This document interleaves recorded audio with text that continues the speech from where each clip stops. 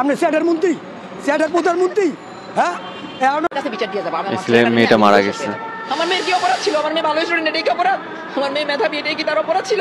আমার মেয়ে ডিপার্টমেন্টে ফার্স্ট ছিল, এটাই কি তার অপরাধ ছিল? আমার মেয়েটা বিমান বাহিনীর দিদি পাইলটে ছিল, এটাই তার অপরাধ ছিল?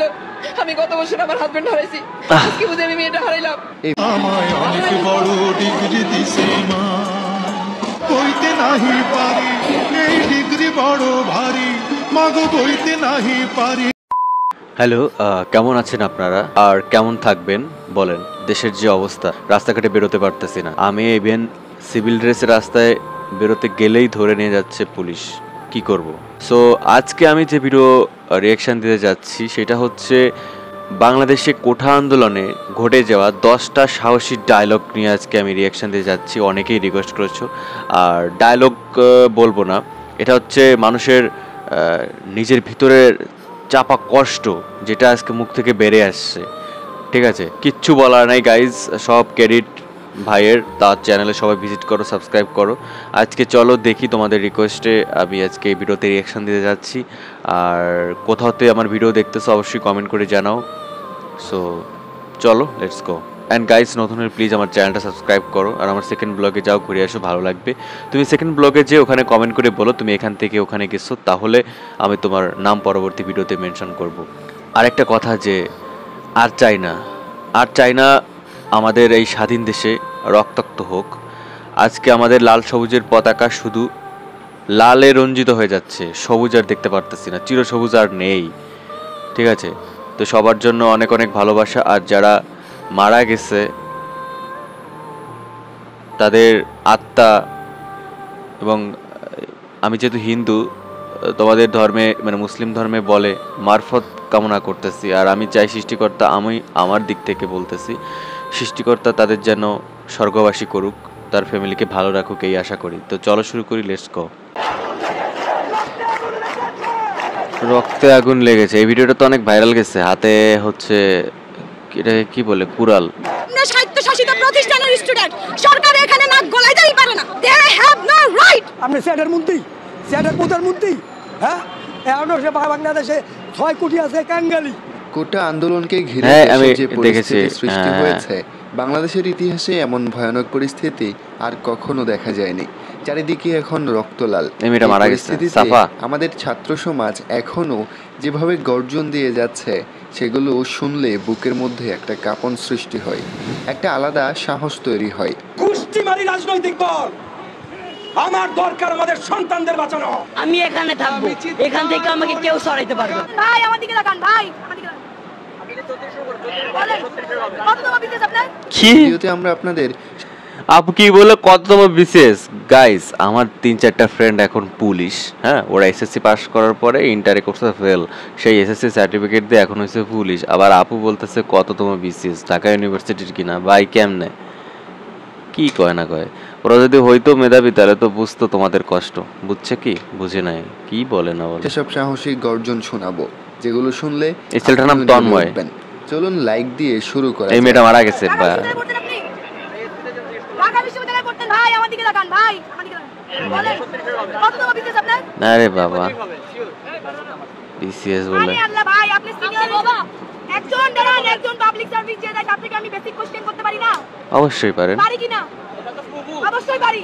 এই বোনটির কথাগুলো শুনেই হয়তো আপনারা বুঝতে পারছেন তার বুকে সাহস কতটা। অবশ্যই সাহস আছে। কথাগুলোর মধ্যে একটা জেদ লুকিয়ে আছে। পুলিশের মুখের উপর তার কথাগুলো ভাল লাগছে।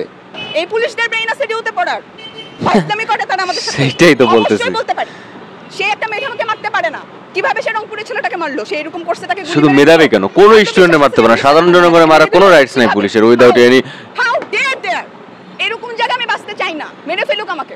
পৃথিবীর কোনো দেশে বাঙালি এখনো চাকরিও পাইতেছে না, কারণ বাংলাদেশের ভৌগোলিক আর পুরো দুনিয়ায় বাংলাদেশ এখন জানে বাংলাদেশ কেমন একটা রেড অ্যালার্ট কান্ট্রি হচ্ছে বাংলাদেশ। বাহ, কথাগুলো একদম মনে ধরছে। আসলেই তো মেট্রিক পাস পুলিশ কিভাবে মেডিকেল আর ভার্সিটির সেটাই তো বলতেছি গুলি চালায়। আমি এখানে থাকবো, এখান থেকে আমাকে কেউ সরাইতে পারবে না। আব্বু কল দিছিল, আব্বু কল দেওয়ার পর বলতেছে যে তোর আর ফোন দেওয়া হবে না। আমাকে কল দেওয়া হয়েছিল, আম্মু বলতেছে তোর তুই তাড়াতাড়ি বাসায় না, তোর বাসায় ঢুকতে দেবে। আমি বলছি যাচ্ছা, আমি বাসায় ঢুকবো না, আমি বাইরেই থাকবো, রাত্রে আজকে বাইরেই থাকবো 2-3 দিন। আঙ্কেল আন্টি যতদিন না বিজয় হইতেছে, আমার আজকে ভাইরা এরকম বলেন না, আপনি অনেক লাকি যে এরকম পোলা পাইছেন। আজকে ভাইরা করতেছি, ভবিষ্যতে কি আমরা সুইসাইড করবো না? এই ছোট ভাইয়ের সাহস দেখে আমি অবাক। তুই বড় হ ভাই, তোর মতো সাহসী এদেশে যেন ঘরে ঘরে জন্ম নেই। স্যালুট জানাই তোকে। কুষ্টিমারি রাজনৈতিক দল, আমার দরকার আমাদের সন্তানদের বাঁচানো। একদম। আমি বিএনপি বুঝি না, আমি এনডিএম বুঝি না, আমি গণ অধিকার পরিষদ বুঝি না, এবি পার্টি বুঝি না, মুসলিম লীগ বুঝি না, জামাত বুঝি না, কোন দল বুঝি না। আওয়ামী লীগ বাদ আমি গেছে। বুঝি আমাদের সন্তানরা রাস্তায় দাঁড়িয়েছে, আমি বুঝি আমাদের সন্তানদের রক্ত ঝরছে, আমি বুঝি আমাদের সন্তানদের লাশ মাটিতে পড়ছে। স্যারের কথাগুলোতে একটা প্রতিবাদী গ্রান পেলাম। ধন্যবাদ এভাবে ছাত্রদের পাশে দাঁড়ানোর জন্য। এই আন্দোলনকে এইভাবে প্রতিহত করাটা কি আপনার কাছে যৌক্তিক মনে হয় কিনা? এটা তো আপনি কালকে যে সাইদ যে ছেলেটা ছিল, যে ছবিটা রংপুরের ছেলেটা, ও নিরস্ত্র একটা ছেলে। আপনি স্টুডেন্টদের উপরে গুলি চালাতে পারেন? আপনি ছাত্রদের উপরে, নিরস্ত্র ছাত্রদের উপরে কোনো অবস্থাতে আপনি গুলি চালাতে পারেন? এটার জবাব প্রশাসনকে দিতে হবে। বাংলাদেশের মানুষ এটা জানতে চায় যে আমরা একটা প্রাণের কথা বলবো, একটা দাবি তুলবো, আপনার সেটা পছন্দ না হতে পারে, আপনি বাহাস করেন আমার সাথে, আপনি আমাকে কথা বলতে দিবেন না। আমি কথা বলবো, আপনি গুলি করে মারবেন। ওটা মায়ের বাচ্চা, ও একটা বোনের ভাই, আপনি ওকে মেরে ফেলছেন, এটা একটা কথা হলো? এই আপুর কথাগুলো একদম রাইট। দাবি পছন্দ নাই হতে পারে, তাই বলে ছাত্রদের উপর গুলি চালানোর অধিকার দিল কে তোদের? ভাই ওই যে কালকে রাস্তা বাড়ি যাচ্ছে, ভাই ভাই শুট করেন এটা ঠিক নেই, এটা কেমন মিডিয়া, এটা কেমন মিডিয়া? ওরা কারা? ওরা কি আমাদের বন্ধু দেখাইছে? ওরা কি আমাদের বন্ধু দেখাইছে? সরকারের গোলাম, সরকারি গোলাম। না পাঁচাটলে মানে না চাটলে ইয়াটি পাঁচাটলে সঙ্গী না তাহলে জঙ্গি। দেশ টাকার বাপের কেনা না, লাখো শহীদের রক্তের বিনিময়ে দেশ পাই।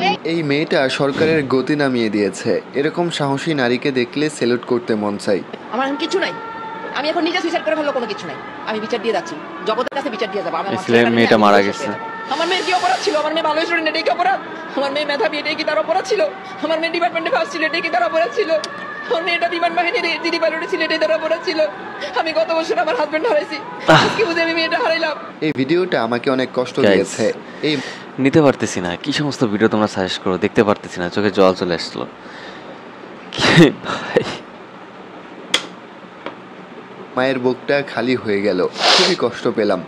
আমায় অনেক বড় ডিগ্রি দিছে মা, বইতে নাহি পারি, এই ডিগ্রি বড় ভারী, মাগো বইতে নাহি পারি, এ বই সাঁঝের গাড়িতে, মাগো সাঁঝের গাড়িতে। আর এই ভিডিওটা দেখলে বোঝা যায় ছাত্র সমাজ যদি একবার রেগে যায় তাহলে কতটা ভয়ঙ্কর পরিস্থিতির সৃষ্টি হতে পারে। আর যে পরিবারে করে পুলিশ বানাবে কথা আমরা এটা মেনে নিতে পারি না। আজকে আমরা মেনে নিতে পারছি না দেখে আজকে আমরা এখানে দাঁড়িয়েছি। এবং একটা কথা বলতে চাই যে আপনারা যারাই আমাকে শুনছেন না কেন এই মুহূর্তে, স্টুডেন্টদেরকে বুঝিয়ে বলুন, মেরে না। সো আমরা এই অপরাধ কখনোই মানতে পারবো না দেখে আজকে আমরা সবাই এখানে একত্রিত হয়েছি এবং আমরা চাই এটা খুব দ্রুত সমাধান হোক। অভিনেত্রী সাফা কবিরের এই কথাগুলো বেশ ভালো লাগলো। তিনি এই আন্দোলনে ছাত্রদের পাশে ছিলেন।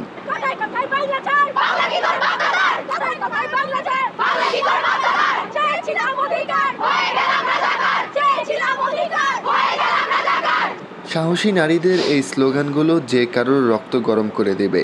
তাদের স্লোগানে প্রতিবাদের গন্ধ পাওয়া যায়। আপনি স্যাটের মন্ত্রী, স্যাটের প্রধানমন্ত্রী, হ্যাঁ? এখন সে বাংলাদেশে 6 কোটি আছে কাঙ্গালি, আর আপনি এখন গরিব নাই, রাস্তায় নামে একদিন ঘুমাইয়া দেখেন, ঘুমাইয়া দেখেন। তাছাড়া ধরে ধরে ভরে থই, ধরে ধরে ভরে থই, ভরে দাও, পলারে রাস্তা পাবা না। ওই কাউয়া কাকা কইছো না পলারে রাস্তা। আর যাই হোক, চাচার এই কথাগুলো আমার সবচেয়ে বেশি ভালো লেগেছে। তার কথাগুলো 100% সত্য, না মেনে উপায় আছে। আমি একজন মুক্তিযোদ্ধা হিসেবে মান্নার 2001 সালের ছবি 2024 সালে এসে 100% মিলে গেল।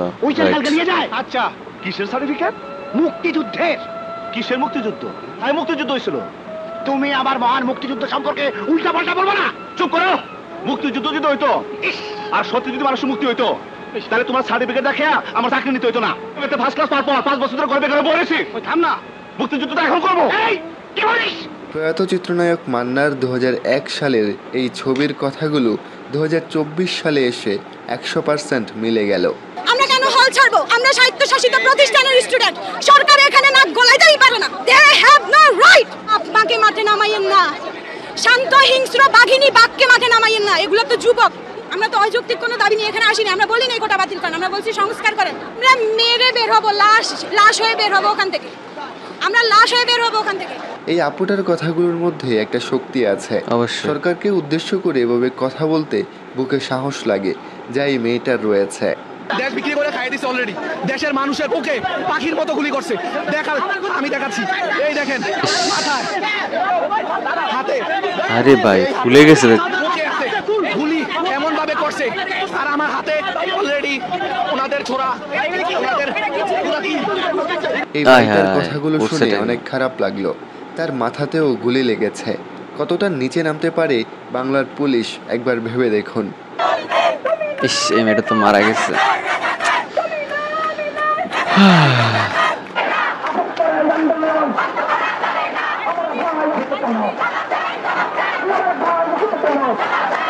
এই বোনটি যদিও এখন আমাদের মাঝে নেই, তবুও তার সাহসী কথাগুলো রয়ে গেল আমাদের মাঝে। দোয়া রইল আপনি ভালো থাকবেন। এই ভিডিওটা ভাইরাল হয়েছে খুব।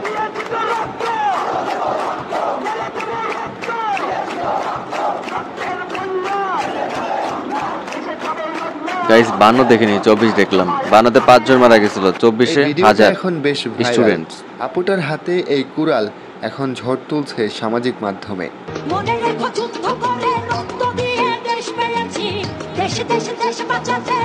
আমরা একমাত্র হাজার হাজার পুলিশ যারা দেশের দাঁড়িয়ে মুখের ভাষার জন্য যুদ্ধ করছে, আর আজকে আমার দেশের এই অবস্থা। প্রতিটা মায়ের বুকে যেন এমন ছেলে জন্ম নেই। আজকের এই ভিডিওর কোন ডায়লগটা বা কোন গর্জন সবগুলোই ভালো লাগছে, এটা কোনো অবশ্যই কমেন্টস করে জানাবেন, বিষয় না। দেখা হচ্ছে পরের ভিডিওতে। ধন্যবাদ সবাইকে, থ্যাংক ইউ। আর গাইস সবাই যাও তার চ্যানেলটা সাবস্ক্রাইব করে আসো। ভিডিও খুব ভালো লাগছে। আর হচ্ছে খুব বেদনাদায়ক এবং কষ্টকর একটা বিষয়, আমার খুবই খারাপ লাগছে। আমি রিয়াকশন দিতে যে মাঝে ভাবছিলাম আর দিব না, তোমরা এতই রিকোয়েস্ট করছো, দ্যাটস আমি বাধ্য হয়েছি ভিডিওতে রিয়াকশন দেওয়ার জন্য। সবগুলোই ভালো লাগছে ভিডিও কোনোটা, কারণ তারা দেশের কথা ভেবে, নিজের কথা চিন্তা না করে, ফ্যামিলির কথা চিন্তা না করে তারা এই আন্দোলনে যুক্ত হয়ে তাদের যে যৌক্তিক দাবি সেটা তারা উপস্থাপনা করছেন। তাতে অনেকেই শহীদ হয়েছেন। সবার মঙ্গলা কামনা করতেছি, তাদের ফ্যামিলি যাতে ভালো থাকে। ফ্যামিলিকে ভালো রাখো আর সেফ থাকো, কাইন্ডলি সাবধানে থাকো, ঠিক আছে? ভালো থাকো। আর thank you for watching. Last পর্যন্ত কে দেখছো অবশ্যই কমেন্ট করে জানাও। অসংখ্য ভালোবাসা তোমাদের, অনেক অনেক ভালোবাসা। আর ভাইয়ের চ্যানেলে সাবস্ক্রাইব করো। দেখা হচ্ছে নতুন কোনো ভিডিওতে। Bye bye.